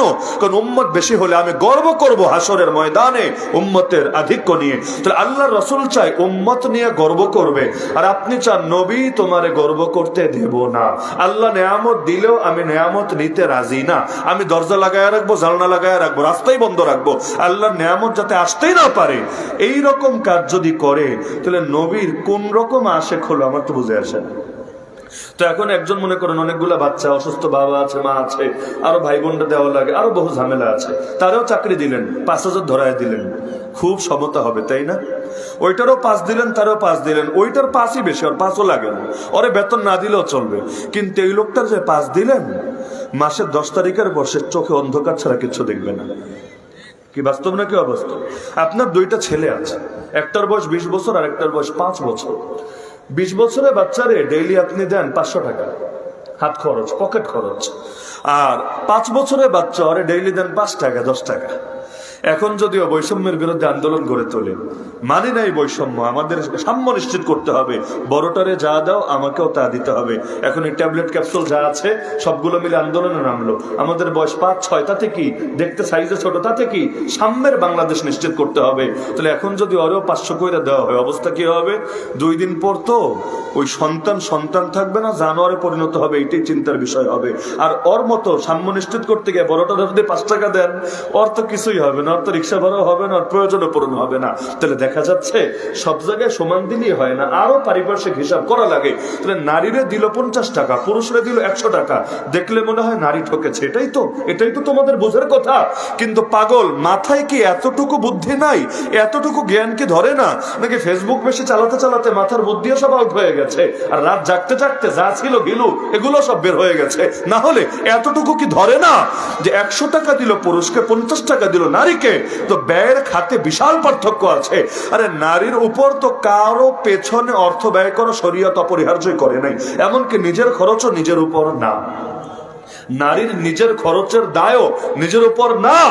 দিবে বাবা না থাকলে ভাইয়েরা, বিয়ে হয়ে গেলে স্বামী না থাকলে সন্তান, তারা না থাকলেও কোনো না কোনো আত্মীয়ের দায়। কেউ যদি না দেয় রাষ্ট্র বাধ্য, সরকার বাধ্য, বাইতুল মাল থেকে তাকে ভাতা দেবে, তার ভাতার ব্যবস্থা করবে। এটাই ইসলামের ফতোয়া, এটাই দ্বীনের স্বীকৃত ফতোয়া। তাহলে নারীর নিজের খরচও তো নিজের না, তার নিজের খরচ অন্য কেউ দিয়ে দেয়, অন্যের পেছনে খরচ করবে দূরের কথা। আর সেখানে পুরুষের কি পরিমাণ খরচ আছে এক একজনের কাঁধে, আপনারাই চিন্তা করেন। দেখা যায় কামাই তো করলো 100 টাকা, মানে বাপ মারা গেলে 100 পেয়ে গেল, মাসের 25 তারিখ 27 তারিখ যেতেই তার খরচ হয়ে গেছে 200 টাকা। বাকি 100 হয়তো ঋণ করতে হয়েছে, অন্য জায়গা থেকে টানতে হয়েছে। তাহলে আয় ব্যয় দুইটাই তো দেখতে হবে। আর যদি সমতার কথা বলো, তাহলে সব জায়গায় সমতায় আসো, আয়ও সমতা ব্যয়ও সমতা। মানে কি, যে 50-50 পাবা আর ব্যয়ও 50-50 করবা। স্বামীও বউরে দিবে, বউরও স্বামীও দিবে। খরচ করলে সমান সমান, নারীও পুরুষকে দিবে, পুরুষও নারীকে দিবে। খালি বসে বসে কেউ পাবে আর কেউ পাবে না, তা হবে না। পেলে সবাই পাবে, না পেলে কেউ পাবে না। তাহলে এক সময় খালি নিবা আর নিবা, এখানে দিবা না। কিন্তু আর এক জায়গায় খালি সমতার কথা বলবা, এটারে সমতা বলে না। সমতা হলে সব জায়গায় সমতা, আর না হলে ইনসাফের কথা। কারণ ইনসাফটাই মূল বিষয়। সমতা হলেই সব জায়গায় ইনসাফ হয় না। একজনের সাইজ 6 ফিট আর একজনের 5 ফিট, দুইজনের পায়ের নিচে সমান সাইজের টুল দিলেই কাজ সমান হবে না, বরঞ্চ যেটা সাইজ কম ওইটার নিচে একটু বড় সাইজের টুল দিতে হবে। তাহলে ইনসাফকে নিশ্চিত করে সমতার কথা বলতে হবে। ইনসাফ বাদ দিয়ে সমতার কথা বললে ফাইজলামি হবে। কি কষ্ট পাচ্ছেন নাকি আপনার? তাহলে ন্যায় বিচার মানে ইসলামী বিচার, ন্যায় বিচার মানে কোরআনের বিচার। তাহলে এবার চিন্তা করি, ন্যায় বিচার প্রতিষ্ঠা হবে কিভাবে সমাজে? আচ্ছা, ন্যায় বিচার প্রতিষ্ঠা করবে কে? ফেরেশতারা না জিনেরা নাকি মানুষেরা? ফেরেশতারা এসে জমিনে করে দিয়ে যাবেন, এই দায়িত্ব আমাদের। জিনেরা জিনের দেশে করতে পারে, আমার দেশে না, আমার দেশে করতে হবে আমাদেরকে। তাহলে ন্যায় বিচার যেহেতু এমনি হয়ে যায় না, অটো হওয়ার সিস্টেম আছে নাকি? অটো কোনো কিছু হয় না। ওই অটো রিক্সাও অটো চলে না, এটাও একজন চালায় নাকি এমনি চলে ড্রাইভার ছাড়া? না, অটো যেখানে অটো শব্দ বলবেন এখানে ঝামেলা। কোনো কিছু অটো হয় না, সবই কেউ না কেউ করতে হয়। তাহলে ন্যায় বিচার প্রতিষ্ঠা হবে কার মাধ্যমে? ন্যায় বিচার প্রতিষ্ঠিত হবে ন্যায় বিচারকারীর মাধ্যমে। নাকি ন্যায় বিচার প্রতিষ্ঠা হবে কার মাধ্যমে? ন্যায় বিচার করবে যে এরকম ব্যক্তির মাধ্যমে। তাহলে ন্যায় বিচার প্রতিষ্ঠা করতে চাইলে ন্যায় বিচারকারীদেরকেই তো নেতৃত্বে আনতে হবে। এক ক্ষেত্রে না সব ক্ষেত্রে কোর্ট কাচারি থেকে শুরু করে রাষ্ট্র পরিচালনা সব ক্ষেত্রে ন্যায় বিচার করবে যারা, তারা যখন দায়িত্বপ্রাপ্ত হবে তখন না ন্যায় বিচার প্রতিষ্ঠিত হবে। নাকি জালেমের হাতে, দুর্নীতিবাজের হাতে ক্ষমতা গেলে ন্যায় বিচার প্রতিষ্ঠিত হবে? এখন মনে করেন হামান আর ফেরাউন। হামান দুষ্টুমি করে, এজন্য হামানরে আউট করে দিয়া ফেরাউনরে ইন করে দেওয়া হলো। ন্যায় বিচার প্রতিষ্ঠিত হবে না? এক অন্ধকার দিয়ে আরেক অন্ধকার দূর করা যায় না। অন্ধকার দূর করতে চাইলে আলো আনতে হয়, তাহলে অন্ধকার আপনি বিদায় হয়। তাহলে সমাজ বা রাষ্ট্র আজকে যদি বাংলাদেশে ন্যায় বিচার প্রতিষ্ঠা করতে চান, তাহলে ধাপ কি? আমি সবগুলো একে একে বলে দেই, হজম হলেও কিছু করার নেই, না হলেও কিছু করার নেই। 1 নম্বর কাজ হলো আমাদেরকে ব্যাপকভাবে জনমত গঠন করতে হবে। তোমরা কি আসলেই ন্যায় চাও কিনা ক্লিয়ার করো। আর আসলেই যদি ন্যায় চাও, চাও আমাকে আগে বলো, ইসলাম ন্যায়ের ধর্ম কিনা, শান্তির ধর্ম কিনা, ইনসাফের ধর্ম কিনা, নাকি তোমার চোখে ইসলাম জুলুমের ধর্ম, অন্যায়ের ধর্ম, বৈষম্যের ধর্ম? কারণ আগে মূল বিষয় ক্লিয়ার হওয়া লাগবে, এরপর ডালপালার আলোচনা আসবে। তো যদি মানো ইসলাম ন্যায়ের ধর্ম, শান্তির ধর্ম, ইনসাফের ধর্ম, বৈষম্যের ধর্ম না বরং সাম্যের ধর্ম, তাহলে তোমাকে মানতে হবে আমাদেরকে এই দেশে ইসলামকে গিয়ে নিতে হবে। কারণ আমেরিকার আদর্শ, ইসরায়েলের আদর্শ, চায়নার আদর্শ, রাশিয়ার আদর্শ, ইন্ডিয়ার আদর্শ আল্লাহর কসম ইসলামের চাইতে উত্তম হতে পারে না।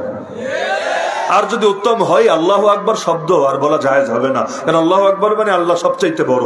আল্লাহ যেহেতু সবচাইতে বড়, সুতরাং অন্য কেউ আল্লাহর সঙ্গে তুলনীয় হবে না। ওয়ালাম ইয়াকুল্লাহু কুফুয়ান আহাদ, তার সমকক্ষ কেউ হবে না। তার আল্লাহর সমকক্ষ কেউ যদি না হয়, এক হলো আল্লাহর দিন আর এক হলো মানুষের দিন, এক হলো আল্লাহর দিন আর এক হলো মানুষের দিন। কোনটা লাগবে? আল্লাহটা না মানুষেরটা? আল্লাহটা। তাহলে এক নম্বর কাজ, আমাদেরকে গণদাওয়াত দিতে হবে। ওয়াজ তো ভাই একদিন, দুদিন, 3 দিন, কিন্তু মিশন চলতে হবে প্রতিদিন। জাতিকে প্রস্তুত করতে হবে। প্রস্তুত ভাই, ইন্ডিয়ার দালালি করো আর আমেরিকার দালালি করো, দিন শেষে মাথায় রেখো সুখের মালিক আল্লাহ, শান্তির মালিক আল্লাহ, সবকিছুর মালিক আল্লাহ। আল্লাহ যদি ফয়সালা না করেন, কাফের মুশরিকদেরকে চাটাচাটি কইরা কোনোদিনও শান্তি আনতে পারবে না। তাহলে সুতরাং এদিক ওদিক না তাকায় আল্লাহর দিকে তাকাও, ইনশাআল্লাহ জমিনে খারাপ থাকবে না। কারণ আল্লাহকে নারাজ করে কেউ ভালো থাকতে পারে না, আল্লাহকে রাজি করে কেউ কখনো খারাপ থাকতে পারে না। আজকে ন্যায় বিচার প্রতিষ্ঠার কথা বলা হলে 1 নম্বর কাজই হলো জাতিকে এ ব্যাপারে জনমত গঠন করতে হবে, জাতির মানসিকতা প্রস্তুত করতে হবে। কারণ জাতি যদি না চায়, আপনি ন্যায় বিচার প্রতিষ্ঠা করবেন কারে নিয়ে? জিন নিয়ে না ফেরেশতা নিয়ে? দুইটার কোনোটাই হবে না। তাহলে জাতিকে জাগান, তাদেরকে বোঝান ইসলাম ছাড়া ন্যায় নাই, ইসলাম ছাড়া নীতি নেই, ইসলাম ছাড়া ইনসাফ নাই, ইসলাম ছাড়া শান্তি নাই, ইসলাম ছাড়া মুক্তি নাই, ইসলাম ছাড়া জমিনও ভালো থাকার সুযোগ নাই। রব্বানা আতিনা ফিদ দুনিয়া হাসানা ওয়া ফিল আখিরাতি হাসানা। ইসলাম এসেছে আগে দুনিয়ারে ভালো করতে, এরপর আখিরাতে ভালো করতে। আখিরাত পরে, দুনিয়া আগে। ইসলাম উভয় জাহানকেই গড়ে দেবে। তাহলে জনমত গঠন করা দরকার আছে নাকি নাই? আচ্ছা, দেশে মানুষ আছে মনে করেন 17-18 কোটি, উদাহরণ হিসাবে। এর মধ্যে আমরা সবাইকেই যে জনমত গঠন করতে পারবো এটা সম্ভব না। নবীও তো দাওয়াত দিলেন, আবু জাহেলের জনমত তো গঠন হয় নাই, আবু লাহাব উতবা সাইবার তো হয় নাই। সবাই লাগবে না।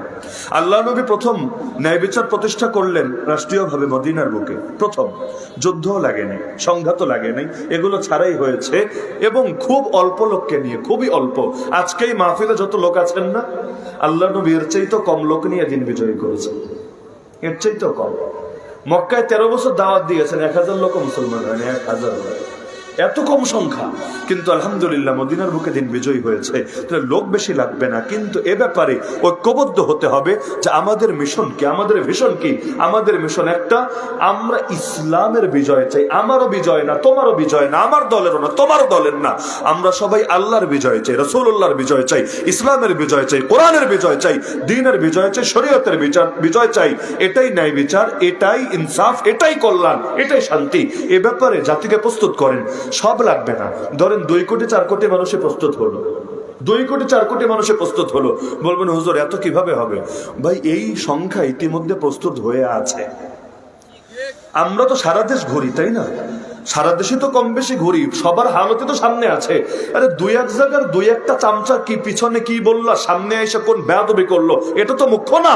আমরা তো খালি ওই চামচিকা গুলা দেখি না, পুরো বাংলাদেশের অধিকাংশ মানুষের হালত দেখে আলহামদুলিল্লাহ এই দেশের অধিকাংশ মানুষ আজও দিল দিয়ে, মন দিয়ে, প্রাণ দিয়ে ইসলামকে ভালোবাসে। এমনকি ইসলামের জন্য ডাক আসলে, আরে আলেম কেন, শুধু সাধারণ জনতা সবার আগে নিজের বুকের তাজা রক্ত ঢালার জন্য রেডি আছে। তাহলে মানুষ ইসলাম চায়, তা কিন্তু ঝামেলা হয় আমাদের নিজেদের কারণে। মানে মানুষ মাঝে মাঝে অনাস্থায় পড়ে যায়, কনফিউশনে পড়ে যায়। কি করব, কার উপর আস্থা রাখবো? এত এত কামড়া কামড়ি হলে আমরা কারে সাপোর্ট দিব, কার বিপক্ষে যাব?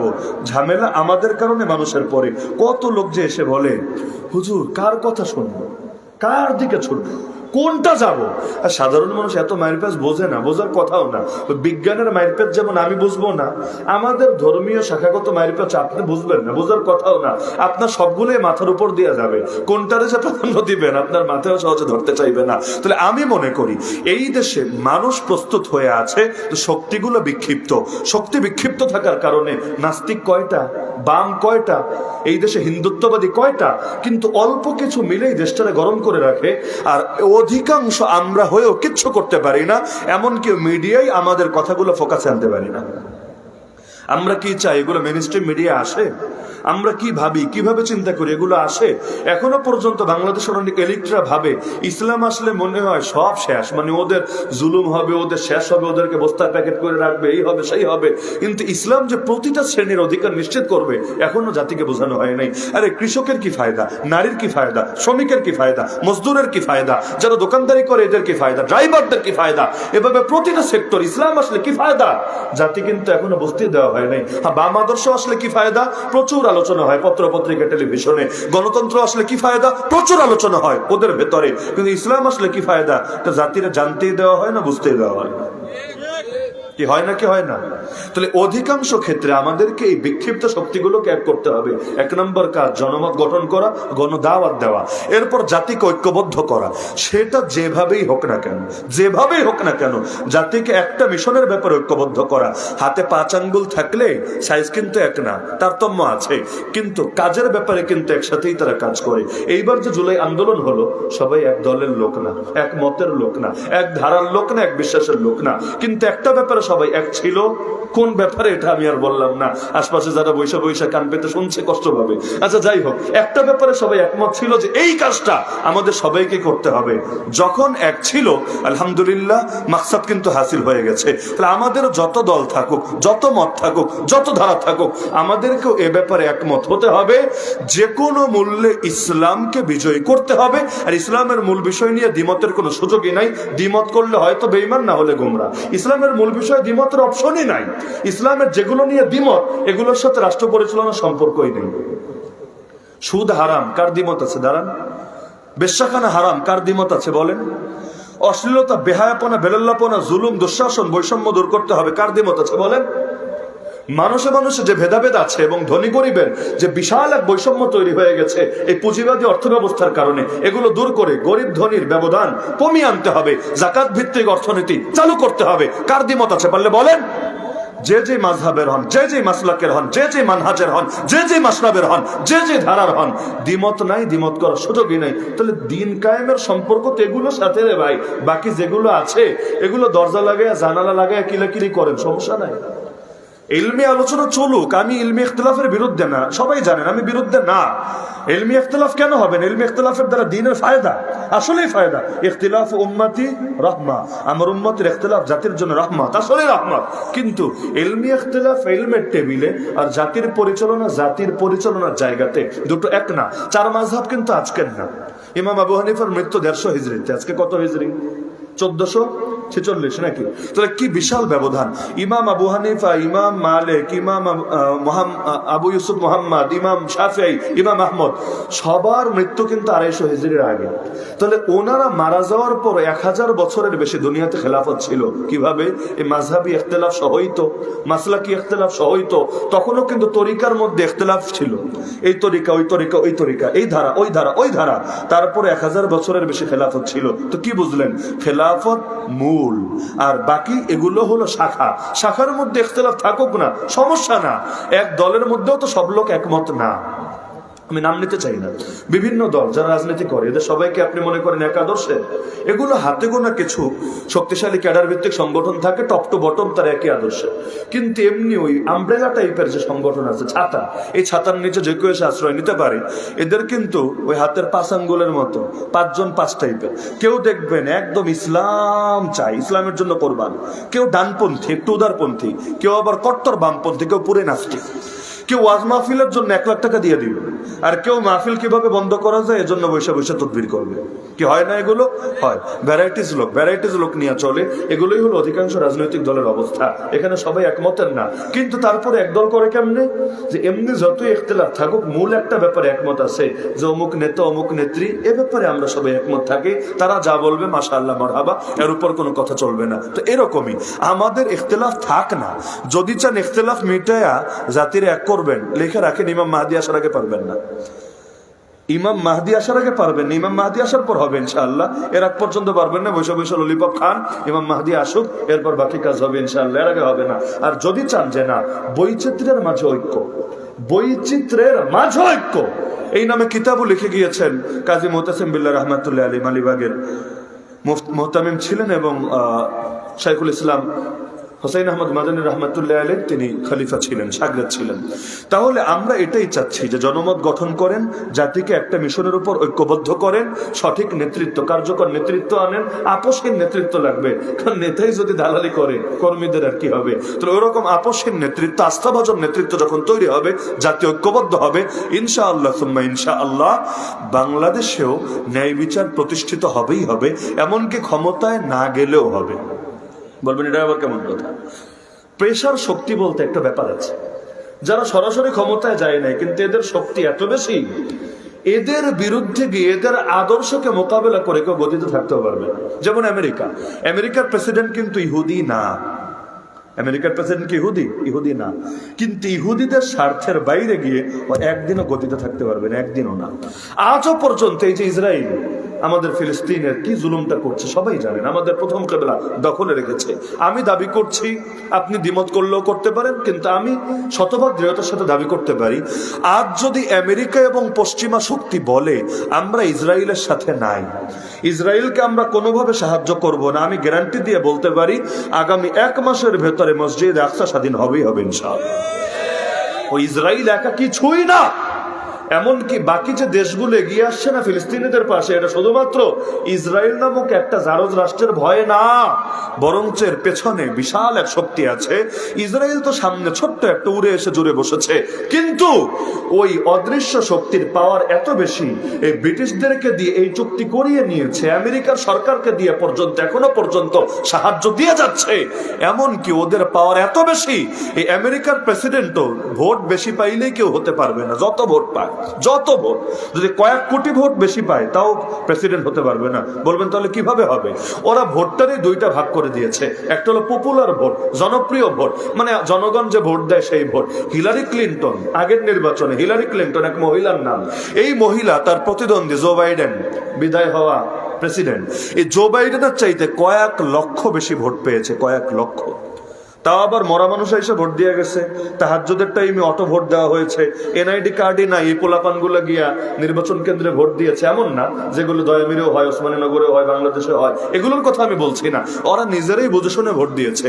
তারপর কয়েক লাখ বেশি ভোট পাওয়ার পর, কারণ আমেরিকায় তো তাহাজ্জুদের টাইমে ভোট হওয়ার রেকর্ড আমরা শুনি নাই। এটা আমাদের একটা বিশেষ ঐতিহ্য, আলহামদুলিল্লাহ। আমরা বিশ্বাস করি শুভ কাজে দেরি করতে নাই, এজন্য তাহাজ্জুদের টাইমে সাইরা দেই। আর তাহাজ্জুদের টাইমে আল্লাহ দুনিয়ার নিকটবর্তী আসমানে আসে, বান্দাকে ডাকে, বান্দা তোর কি লাগবে বল।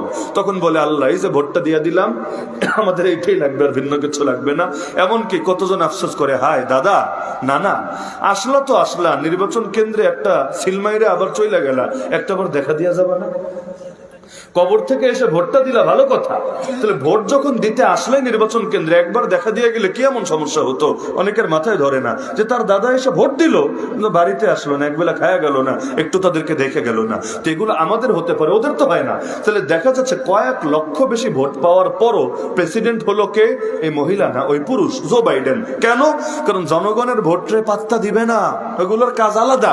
কিন্তু প্রেসিডেন্ট বানাতে চাইলে তাদের আলাদা একটা সিন্ডিকেটের ভোট আছে, যেটার নাম দিয়েছে ইলেকটোরাল কলেজ ভোট। জটিল নাম, electoral college vote, Titumir college না, আবার ইলেকটোরাল কলেজ ভোট। আচ্ছা, এইটার কাজ কি? মাত্র 270টা ভোট যদি কেউ পায়, সেই প্রেসিডেন্ট। এদিকে যে লাখ লাখ বেশি পাইলো ব্যাপার না, লাখ লাখ বেশি পাইলো ব্যাপার না, এখানে 270টাই যদি পাওয়া যায় ছক্কা। এরা কারা? এই সিন্ডিকেটেরই মূল নিয়ন্ত্রণ অন্য কোনো জায়গায়, এবং ইহুদিদের সফলতা এখানে। আজকের দুনিয়ার মিডিয়া, আজকের দুনিয়ার অর্থনীতি, আজকের দুনিয়ার গোয়েন্দাগিরি সব ঘুরে ফিরে ইহুদিদের অধীনে চলে গিয়েছে। এমনি এমনি না, ওরা ডাইরেক্ট ক্ষমতায় কমই যায়। ইসরায়েলের বাইরে কোথায় আছে? পৃথিবীর 2-1টা জায়গা হয়তো পাবেন যেখানে ডাইরেক্ট ইহুদি সরকার গঠিত হয়ে আছে, কিন্তু অধিকাংশ জায়গায় ডাইরেক্ট ক্ষমতায় থাকে না, কিন্তু আড়ালে থেকে কলকাঠি নাড়ে।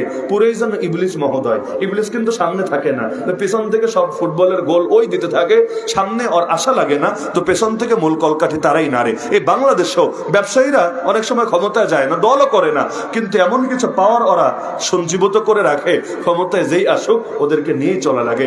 তাহলে আমরা যদি অন্তত এই দেশে ইসলামের পক্ষে এমন শক্তিও বানাতে পারতাম, অন্তত এই দেশে কোরআনের বিরুদ্ধে কেউ কিছু করতে পারতো না। কিন্তু ওইটাও নেই, আমাদের ওইটাও নেই। আল্লাহ হেফাজত করুন। এই জন্য সমাজে ন্যায় বিচার প্রতিষ্ঠা করতে চাইলে গণ দাওয়াত প্লাস গণ আন্দোলন, গণ বিপ্লব লাগবেই লাগবে। একটা পূর্ণাঙ্গ বিপ্লব ছাড়া এই জাতির কোনো মুক্তি নাই। ওই টুকটাক সংস্কার দিয়ে কিচ্ছু হবে না। সংস্কার হয় কোথায়? মূল ঠিক আছে, উপরে নিচে একটু সামান্য সামান্য ঝামেলা আছে, একটু এডিট করে দিলেই চলবে, কিন্তু এখানে ওই মূলেই ঝামেলা। এজন্য সংস্কারে হবে না, আমাদেরকে আমূল সিস্টেম পরিবর্তন করতে হবে। কারণ ট্রাক নষ্ট, সামনে যায় না। এখন উপরে ওইটা ধাক্কাইলে ট্রাক যাবে তো, তাই না? উপরে ওটা ধাক্কা মারলে, ট্রাকের উপরে ওটা ধাক্কা মারলে সামনে যাবে না? যাবে না। আমাদেরকে নেমে এরপর ঠেলা মারতে হবে। তাহলে ওই সিস্টেমের ভেতর ঢুকে সিস্টেম চেঞ্জ করার মতো এই কার্যকারিতা নাই এখানে। এখানে সিস্টেমটাকে আমূল বদলে ফেলতে হবে, খালি নেতা না, পুরা নীতিটারই উপরে ফেলতে হবে। পারবেন তো ইনশাআল্লাহ? তো ন্যায় বিচার কিভাবে প্রতিষ্ঠিত হবে, ন্যায় বিচার প্রতিষ্ঠার গুরুত্ব কি, ন্যায় বিচার প্রতিষ্ঠার ব্যাপারে রবের আদেশ কি, সবগুলো বলে দিলাম। শেষ করি সেই আয়াতটা বলে, যেটা প্রত্যেক খুতবায় আপনারা শোনেন, তবে আরবিতে শোনেন তো, এজন্য গায়ে লাগে না আর কি। ইন্নাল্লাহ ইয়া'মুরু বিল আদলি ওয়াল ইহসান, শোনেন না? ওই ফাজকুরুনি আযকুরকুমের আগে বলে, ফাজকুরুনি আযকুরকুম শুনলে তো সবাই দাঁড়ায় যান, বলাও লাগে না, এমনি দাঁড়ায় যান। চিন্তা করেন, এখন আর বসে থাকার সময় নেই। আচ্ছা, ওই এর আগে কিন্তু খতিব সাহেবরা বলেন, ইন্নাল্লাহ ইয়া'মুরু বিল আদলি ওয়াল ইহসান ওয়া ইতাইযিল কুরবা وينهى عن الفحشاء والمنكر والبغي يعظكم لعلكم تذكرون। এই ইন্নাল্লাহ, নিশ্চয়ই আল্লাহ, ইয়া'মুরু, আদেশ দেন, বিল আদলি, বিল আদলি, এই আদল মানে ন্যায় বিচার, আদল মানে ইনসাফ, আদল মানে সমতা। তাহলে আল্লাহ তাআলা ইনসাফের আদেশ দেন, ওয়াল ইহসান, এবং অনুগ্রহ করার আদেশ দেন, যেটা ইনসাফের উপরে। সুতরাং ইনসাফ, ন্যায় বিচার প্রতিষ্ঠা করা ঐচ্ছিক কোনো ব্যাপার না, এটা আমার রবের আদেশ।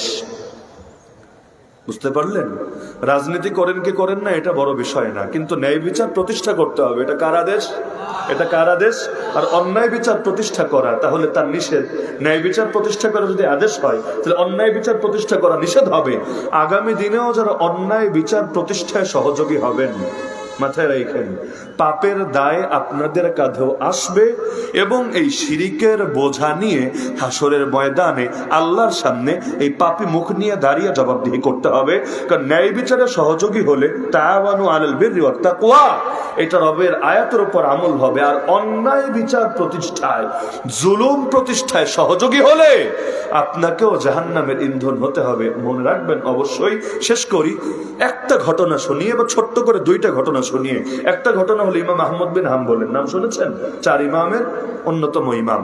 তিনি যখন জেলে, বলবেন আল্লাহ তারাও জেলে নিছে? আরে ভাই, সবাইরে নিছে। নবীরে নিলে আর উম্মতরে নেবে না, এটা হয়? ইমাম আহমদ বিন হাম্বল যখন জেলে, এক কারারক্ষী, কারারক্ষী বুঝেন, জেল গার্ড, আসলো হুজুরের কাছে। হুজুর, নবীজি থেকে একটা হাদিস শুনেছি। কি হাদিস? যে ব্যক্তি জালেমের কাছে যায়, জালেমকে সাহায্য করে, জালেমকে সমর্থন করে, জালেমকে সত্যায়ন করে, নবী নাকি বলেছেন সে আমার কেউ না, আমিও তার কেউ না, এবং সে হাউজে কাউসারে আমার ধারে কাছে আসতে পারবে না। তো হুজুর, আপনার কাছে আমার প্রশ্ন হলো, আমি তো জেলের গার্ড, আমি জালেমের সহযোগী কিনা? সুন্দর প্রশ্ন না? সুন্দর প্রশ্ন। আমি জালেমের সহযোগী কিনা? ইমাম আহমদ বিন হাম্বল বললেন, না, তুমি জালেমের সহযোগী না। এটা শুনে জেল গার্ড খুব খুশি হলো, মুখে হাসি ফুটে আসলো। এই হাসিটা তো আমি দেখি নাই, তবে একই প্রশ্ন আমিও কাশিমপুরে শুনেছিলাম। প্রশ্নটা এভাবে ছিল না, আমাদেরকে প্রশ্ন করেছিল, হুজুর আমাদের চাকরিটা হালাল না হারাম? আমরা যারা আপনাদেরকে এভাবে আটকায় রাখছি, খাঁচার ভেতর বন্দি করে রাখছি, আমাদের চাকরিটা হালাল না হারাম? ওই সময় আমি বলছিলাম, ভাই আমি ফতোয়া টতোয়া দিব না, আপনার দিলে কষ্টও দিব না, তবে আমি একটা ঘটনা শোনায় দিই, বাকিটা আপনি আপনার মন মতো বুঝে নিয়েন। পরে আমি এই ঘটনা শুনিয়েছিলাম, ইমাম আহমদের ঘটনা। ইমাম আহমদ বললেন, না তুমি জালেমের সহযোগী না। জেলগার্ড মহা খুশি। এরপর তিনি বললেন, আরে বেটা তুই তো নিজেই জালেম, তুই জালেমের সহযোগী হলি কোত্থেকে? এবার তো চমকে উঠলো, হুজুর এটা কি বলছেন? বললো, হ্যাঁ, জালেমের সহযোগী কারে বলে বুঝিস? যে জালেমের খাবার রান্না করে দেয়, জালেমের জুতাটা এগিয়ে দেয়, জালেমের মাথার চুলগুলো আঁচড়ে দেয়, জালেমের কাপড় চোপড় ধুয়ে দেয়, ওইগুলো হলো জালেমের সহযোগী। আর তুই তো নিজেও জালেম। এক জালেম তোর মতো আর এক জালেমকে দিয়ে জুলুম করিয়ে নিচ্ছে আমাদের উপর। তাহলে জালেমও হওয়া যাবে না, জালেমের সহযোগী হওয়া যাবে না, জালেমের অধীনস্থ হওয়া যাবে না, না হলে আল্লাহ নবীর কাছে হাউজে কাউসারের পানি পান করতে যাওয়া যাবে না। এজন্য শেষ ঘটনা, আসিয়া চেনেন না সবাই? ফেরাউনের স্ত্রী। যে সময় ফেরাউন তাকে মারছিল, জুলুম করছিল, আসিয়া চাইলে দোয়া করতে পারতো, আল্লাহ বাঁচায় দেন, আল্লাহ ফেরাউনের দিলটা নরম করে দেন, আল্লাহ মুক্তি দিয়ে দেন, আল্লাহ নিরাপত্তা দিয়ে দেন। দোয়া করতে পারতো কিনা? স্বাভাবিক দোয়া তো এটাই। আসিয়া বলল, আল্লাহ জান্নাতে আপনার কাছে আমার জন্য একটা ঘর বানায় দেন। রব্বি ইবনি লি ইনদাকা বাইতান ফিল জান্নাহ। শুধু তাই না, ওয়ানাজ্জিনি মিন ফিরআউন ওয়া আমালি, আমাকে ফেরাউন থেকে মুক্তি দিয়ে দেন, ওর কাজ থেকে মুক্তি দিয়ে দেন। আমি চাই না ওর সঙ্গে থাকতে, কারণ আমি যেহেতু ওর ঘরের বউ, আমি যদি দুনিয়াতে থাকি তাহলে ইচ্ছায় বা অনিচ্ছায় জালেমের সহযোগী আমাকে হতে হবেই হবে। এজন্য আমি যেহেতু এখানে নারী, ও বাধ্য করে আমাকে রাখবে, আমাকে স্বাধীনতা দেবে না। সুতরাং আল্লাহ আমি আর দুনিয়াতেই থাকতে চাই না, আমাকে তুলে নেন আপনার কাছে, জান্নাতে একটা ঘর বানায় দেন আমার জন্য আপনার নিকটে। তাহলে সুতরাং এখান থেকে যারা জালেমের সহযোগী, জালেমের দলের অন্তর্ভুক্ত, জালেমরে ব্যালট দিয়ে সাহায্য করে, আপনারাও নিজেরা নিজেদের আখিরাতের জন্য এখনই তৈরি নেন। পরীক্ষা দিতে চাইলে আগে প্রস্তুতি নিতে হয় না? তো জাহান্নামে মাইটেক যে খাবেন, আগ থেকে রেডি হতে হবে না? মানসিক প্রস্তুতি নিয়ে রাখেন। আমরা যেমন আগ থেকে মানসিক প্রস্তুতি ছিল আমাদের, রিমান্ডে যাওয়া লাগতে পারে, জেল হতে পারে, গুম হতে পারে, গলায় ফাঁসির দড়ি ঝুলতে পারে। বাস্তবে প্রস্তুতি যত বেশি ছিল অত কঠিন হয়নি, আলহামদুলিল্লাহ। প্রস্তুতি আরো ছিল, অত কঠিন হয় নাই, সহজে হয়েছে। তা আপনারা জাহান্নামে মাইর খাওয়ার লেগে রেডি থাকেন। দুনিয়া রিমান্ডে নেক বা না দেখ, ডিম থেরাপি দেখ বা না দেখ, জাহান্নামের দারোগা রেডি আছে আপনাদের খেদমতের জন্য, 24 আওয়ার্স বিনামূল্যে সেবা দেওয়ার জন্য। সুতরাং জালেমের এবং জুলুম যদি ছাড়তে না পারেন, এখন থেকে মানসিকভাবে তৈরি নেন, যাতে করে আপনাদের একটু বাঁশের ডলা খাওয়া সহজ হয়, ডিম থেরাপি খাওয়া সহজ হয়, আগুনে কাবাব হওয়াটা সহজ হয়। কারণ প্রস্তুতি থাকলে ইনশাআল্লাহ মানায় নিতে পারবেন। আর জাহান্নাম কিন্তু অসাম্প্রদায়িক জায়গা, টেনশন নেই, অসাম্প্রদায়িক জায়গা। পাপী মুসলমানও থাকবে, কাফেরও, মুশরিক, নাস্তিক, বেঈমান, মুরতাদ, কাদিয়ানীয় সব দল বিয়ল মিলে একসাথে থাকবে। 10 মিলে করি কাজ, হারি জিতি নাহিলাজ। অপরদিকে জান্নাত কিন্তু সাম্প্রদায়িক জায়গা, একমাত্র মুসলমান সম্প্রদায় ছাড়া দ্বিতীয় কেউ যাবে না। যদি দ্বিতীয় কেউ যে আমাকে নাম বলেন, আমি নতুন জ্ঞান শিখে যাব, কারণ দয়ামেরি হুজুরের থেকে ছোটকালে জ্ঞান শিখেছি, আপনাদের থেকেও নতুন একটা জ্ঞান শিখে যাই, যে মুসলমান সম্প্রদায় ছাড়া দ্বিতীয় কোন সম্প্রদায় জান্নাতে যাবে নাম জানা আছে?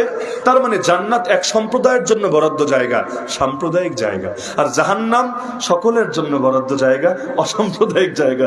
সুতরাং ইসলামের কথা শুনলেই যারা সাম্প্রদায়িকতার নাম লাগায় জুলুম করতে চলে আসেন, আপনাদেরকে অগ্রিম টিকিট দিয়ে দিলাম অসাম্প্রদায়িক জায়গার জন্য। মানসিকভাবে প্রস্তুতি নিতে থাকেন, কারণ ডিম বিরিয়ানি খায়া জান্নাতের টিকিট দিলে যদি মুখে হাসি ফোটে, আমরা কিছু না খায়া উল্টাটার টিকিট দিলাম, অসাম্প্রদায়িক জায়গার টিকিট দিলাম, এখনো একটা হাসি তো পেতে পারি নাকি? তো যাই হোক, অনেকগুলো কথা বললাম, আশা করি অনেকে কষ্ট পেয়েছেন, তবে এর জন্য আমি ক্ষমা চাইবো না। শুরুতে যেটা বলেছি সেটাই আবার বলবো। ইনশাআল্লাহ দিলের একটু অপারেশন করে নিলে কষ্ট লাগবে না ইনশাআল্লাহ। আর আশপাশে যারা কষ্ট পেয়েছেন, কিছু করার নাই, কি আর করা, সব দিন তো এক থাকে না। দিন যেহেতু চেঞ্জ হয়েছে, কিছুদিন আপনাদেরও একটু সহ্য শক্তি বাড়াতে হবে, হজম শক্তি বাড়াতে হবে।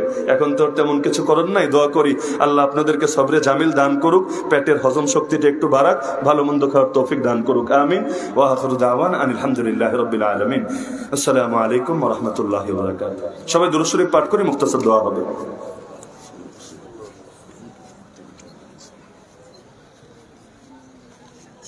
الحمد لله رب العالمين والصلاة والسلام على سيد المرسلين وعلى آله وأصحابه أجمعين يا رب العالمين يا أرحم الراحمين يا أحكم الحاكمين يا الله আপনি আমাদের আজকের এই তাফসীর মাহফিলকে কবুল করে নেন।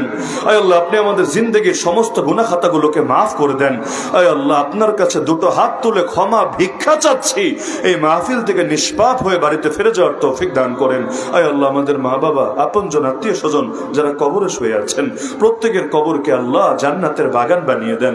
আয় আল্লাহ, হযরত গহরপুরি, হযরত ইসামতি, আল্লাহ হযরত আমার উস্তাদ আল্লামা আব্দুল আজিজ দায়ামির সহ আরো যে সমস্ত বুজুর্গানে দিন কবরে শুয়ে আছেন, আপনার মেহমান হয়ে আছেন, তাই আল্লাহ তাদের কবরগুলোকে নূরে নূরানি বানায় দেন। জান্নাতুল ফিরদাউসের আলা মাকাম তাদেরকে নসিব ফরমান। আয় আল্লাহ, তাদের যোগ্য উত্তরসূরি সমাজের মধ্যে আপনি তৈরি করে দেন। আয় আল্লাহ, যে মুরব্বীরা এখনো জীবিত আছেন তাদেরকে নেক হায়াত দান করেন। আমাদের মধ্যে যারা অসুস্থ সবাইকে শিফায়ে কামিলা আজল নসিব করেন। আয় আল্লাহ, যে যে সমস্যায় আটকে আছে সকলের সমস্যাকে দূর করেন। আয় আল্লাহ, আমাদের দিলগুলোকে এক এবং নেক বানায় দেন। আয় আল্লাহ, আগামীর বাংলাদেশকে ইসলামের বাংলাদেশ, কোরআনের বাংলাদেশ, খেলাফতের বাংলাদেশ বানায় দেন। আয় আল্লাহ, আপনার দিন তো বিজয়ী হবেই হবে।